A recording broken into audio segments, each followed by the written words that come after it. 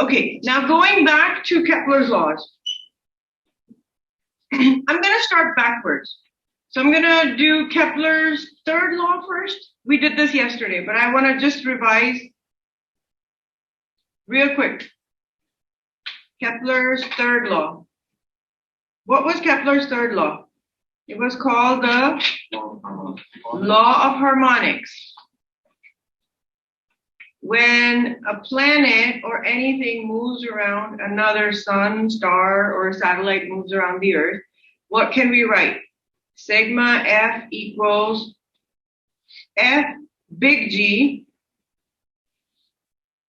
or things moving in a circle means I can write mv squared over r equals gmm over r squared, where r is the radius, m is the mass of the tiny one, and big M is the mass of the big thing, whatever they may be. So imagine it's the sun. So the little r mass gets canceled. I know V equals 2 pi r over t for things moving in a circle.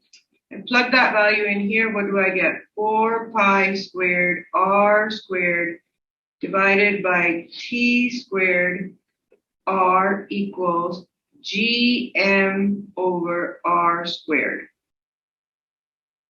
One of these r's gets canceled. Am I left with 4 pi squared over gm r cubed equals t squared?